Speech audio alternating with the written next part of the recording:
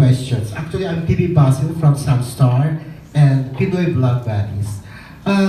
Wala po ba kayong balak na full-length film talaga itong yung mga isi-showcase sa istorya ng Pagasa? At ang pangalawa kong question ay, itutuloy niyo pa rin ba itong istorya ng Pagasa kahit hindi na kayo Vice President? Thank you. Yung unang tanong, wala pa. Wala pang bala kasi this is only going to be the third year. Ang parang tinitingnan pa lang namin ngayon how to expand. Pag how to expand, how to make known yung the project to more filmmakers. Para mas maaya yung mga filmmakers to join because we were so happy that the majority of those who joined were students. Communication students, film students, so napakalaking bagay. And to encourage more filmmakers to make films about certain advocacies. Para ito na yung pang-push sa advocacies. And yung balak nga ngayon to make special editions. Yung unang special edition, we have been planning this for more than a year already. Yung drug dependence na naging okay. Tapos yung mental health. Yun yung dalawang special edition na pinaplana namin. In Naga, merong isang special edition na ginawa na for the coffee table book. We also have a project called Camp Pag-ibig. Ano to? Kaya siya Pag-ibig kasi ginagawa siya every Valentine's Day. Pero this is a camp for differently abled children. Dun sa coffee table book, may chapter siya for the inspiring stories of the Camp Pag-ibig participants. Pero to make it a full-length film, wala pa. Kasi it entails so much eh.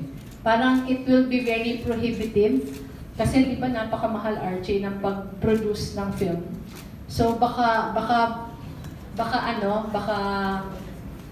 hindi siya accessible to all. Ang gusto sana namin, mas maraming mag-join kasi it gives a variety of topics sa advocacies. Yun yung first.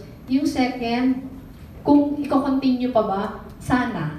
And one of the reasons why may pag-asa na mag-continue because of our partnership with Ayala Foundation. Kasi sila hindi naman political. So sana, even if I'm not Vice President anymore, advocate na lang ako. Sana yung project tuloy-tuloy pa din. Okay.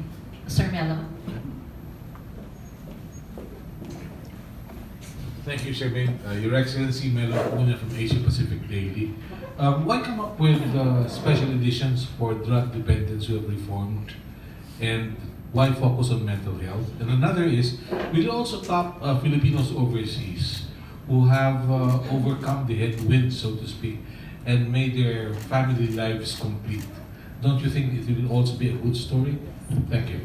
Yung first, it was pure coincidence that one of the, andito sila, pero it was pure coincidence that one of those featured during the launch in Naga was a man called Ray Nobleza. Si Ray Nobleza, very inspiring yung story kasi talagang ano siya, good as dead. Good as dead in the sense na grabe yung kanyang pagka-drug dependent.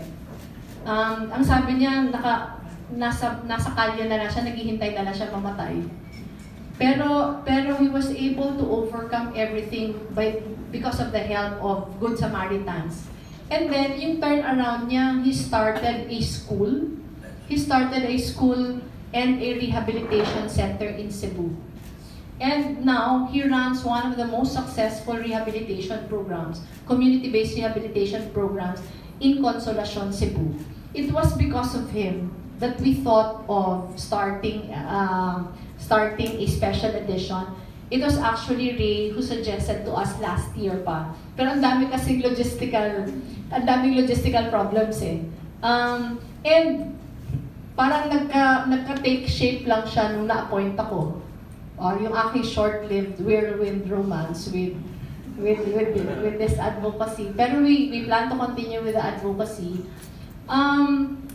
Tingin kasi namin napakalaking plus na yung mga taong dumadaan sa kadiliman ma-inspire ng mga successful stories of people who have also went through the same difficulties. So we think it will be very important. Kasi pag may mga films na about this, we can show this in rehabilitation centers. We can show this during community rehab programs. Because marami sa mga tao dito kailangan ma-inspire na kung nakaya nga nila, bakit hindi namin nakaya. Ba yung kwento ni Anne? Yung mental health naman, parang we felt like we should do something about what's happening. Kasi starting last year, parang our eyes were suddenly open to the fact that yung reality talaga, mental health is a problem.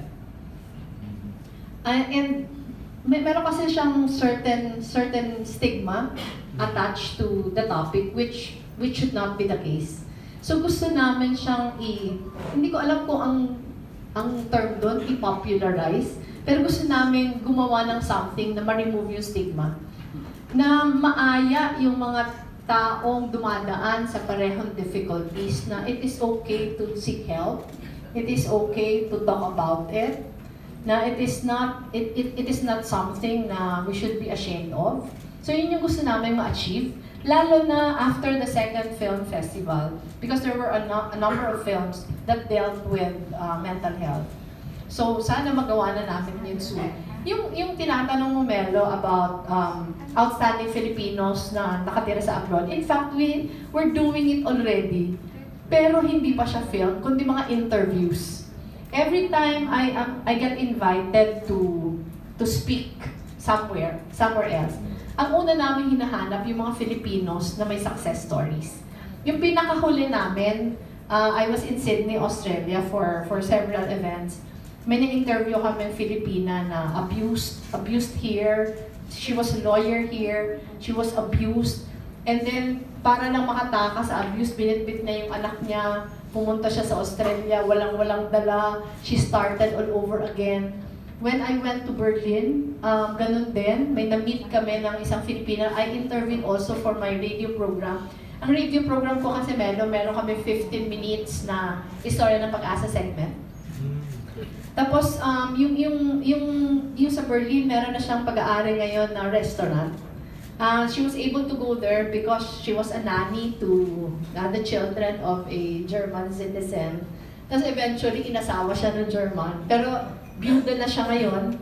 She was able to put up a very successful restaurant in Berlin.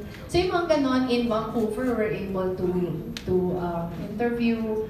In London, we were able to interview several. Si Grant is from Naga, but he lives in London. He lives in London, and when we went to London, we interviewed Grant. Si Grant, beautician, hairstylist, and makeup artist in Naga. Pero habang nagiging stylist, habang nagtatrabaho siya as stylist, nag-aral siya ng nursing in the evening.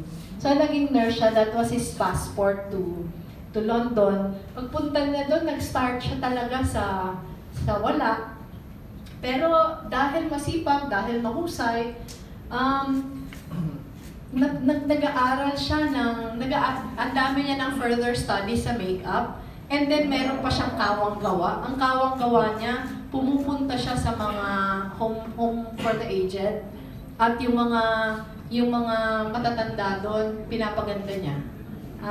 He goes there on a very regular basis. So na-interview naman siya.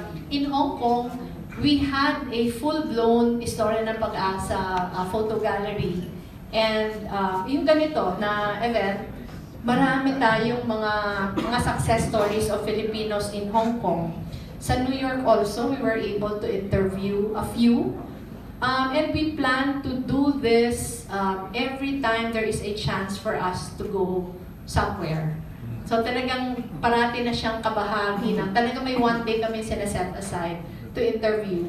Nag-groundwork na kami, nagpapatulong kami sa embassy, nagpapatulong kami sa mga kakilala to look for these inspiring stories. Hopefully, may magawa din na film about them.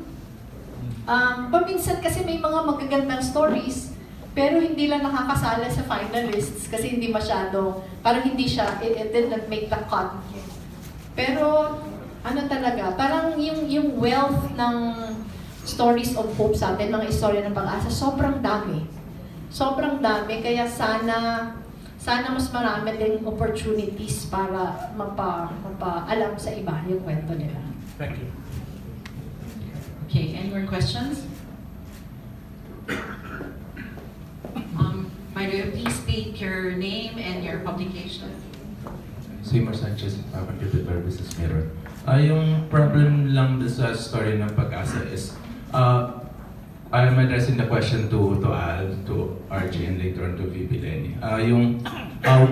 The situation right now is very polarizing, and what if you come up with an entry for story ng Pag-asa and your friends would label you, yes, and I heard of the story of White Helmet Rescuers na finalists sila last year. The case studies, they don't want to be involved